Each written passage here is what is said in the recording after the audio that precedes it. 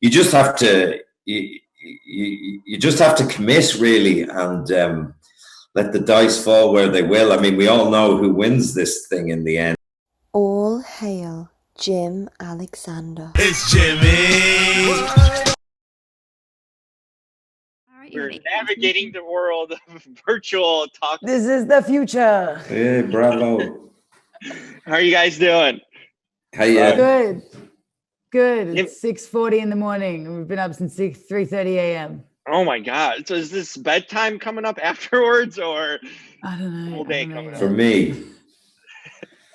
David, I like the soccer thing you have in the background, the portrait. Boom. Boom. There you go.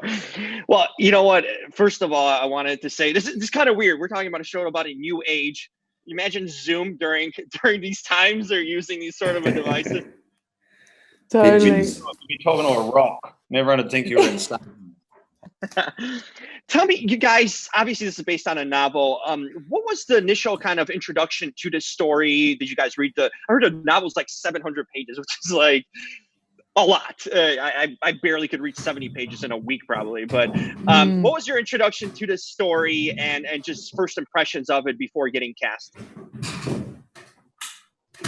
Well, I was aware of the book because of discussions with Elwood. I knew he was only going to be dealing with a certain portion of it. So actually, in terms of the 700-page book, I think Lily was saying it actually only deals with about the first 100 pages, which is specifically set in that time. Annie Prue's Barkskins is an intergenerational story. And our series deals exclusively with the establishment of an outpost in the New World in New France called Wobic, which is not not a very well known city. No, and it's a story about people who are living in a landscape which is about to be completely transformed, and a civilization that's about to be completely transformed. It's about the cusp of great change, great environmental and cultural devastation, and about these people. I suppose many of them see themselves on the right side of history. I feel like Annie. Sorry, you go. No, I was going to kind of follow up on you because. I was just going to say that Annie Prue's novel in our series, I feel like it explores, both of them explore man's strikingly different reactions to the seemingly limitless and impenetrable forest, and how one either shapes themselves to the natural world or tries to own it. And it's like the European immigrants versus the indigenous people. And it feels like a Western through the lens of colonization and humans just trying so hard to dominate land that they do not understand. And it's kind of, it feels very apt even in our current climate. David, I was going to ask you, here's a perspective, because you're dealing with two different groups of people. Is there a heroes versus villains sort of thing that you take an approach? Because each individual side thinks they're probably doing the right thing, right, for themselves. How do you approach such perspective? Because there's the people who had the land, but the ones that are coming onto it. How do you approach the variance of perspectives where one person could be thinking they're doing the right thing when in reality they're not? Well, as an actor, you can only really defend your own character. Now, my character, the local sheriff, would be racist. Yeah, that's the term you would use now. Wouldn't have been then, I guess, but he would have been just a Christian. But you just have to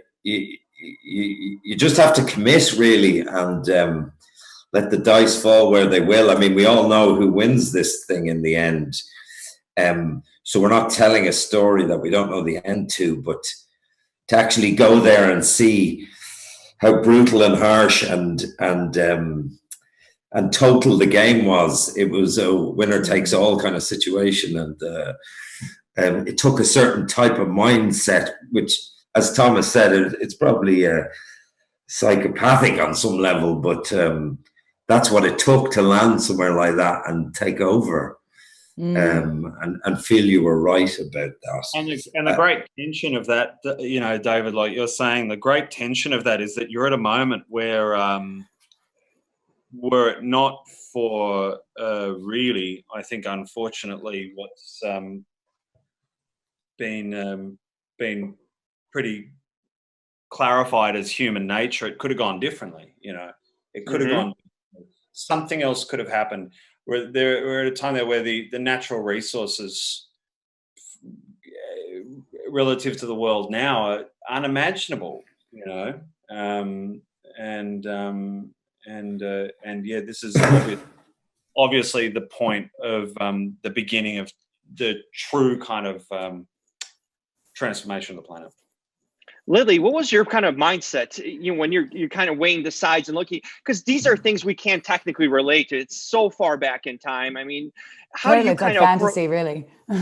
Is that how you approach it in a sense? Do you kind of create your own character, or you take some like maybe historical research from it? How do you kind of approach that, something that you can't directly relate to?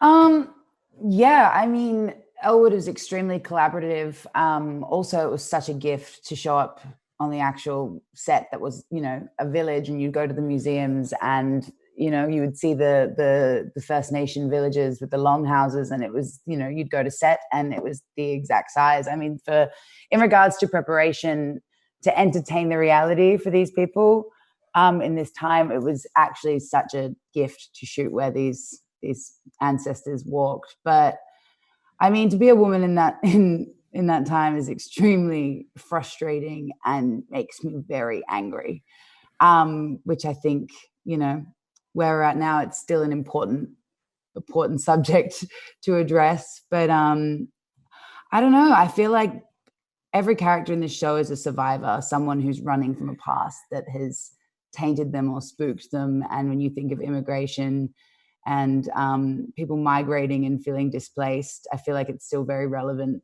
to this day. You can definitely find themes that feel relevant, but it's just terrifying to think that every transaction is a form of I guess a currency. Like every action as a woman in that time, you were a product. And I mean, it's a very nauseating time to participate in. Just wear a corset. Question. Just get that in the morning. Just and you're like, oh. But it is really important, like to acknowledge in terms of our work on the thing. Like actors are often sort of considered to be like the locus and the center of the whole thing. But really, we walked into a world that was constructed. It's a world that had been built for us to step into right at that last moment. And really, it meant that there was very little required of us because we were in these extraordinary costumes in this extraordinary place. I mean, one thing that was amazing about this show was I remember watching the crop yield of the actual gardens. We'd all take stuff home because really? Went through shooting. Suddenly there'd be like, whatever there giant were zucchinis, pumpkins, everybody, or giant zucchinis, or now it was time for the tomato harvest because Isabel and her team had been so extremely realistic about the way they'd set up this place. They had to say, well, you have to be able to see how these people. You have to be able to see how these people live. It was it was definitely haunting and chilling. This tiny little parcel of land that they have to provide for themselves. So that was a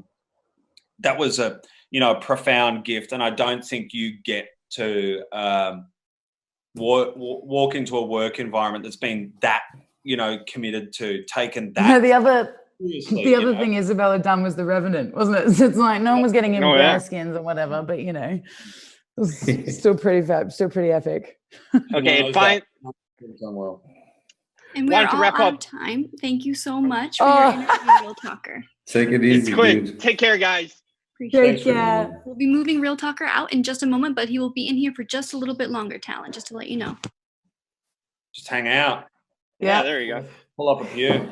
What are you guys doing in quarantine? Is there any sort of activities taking up or anything new? Or I mean, doing my taxes.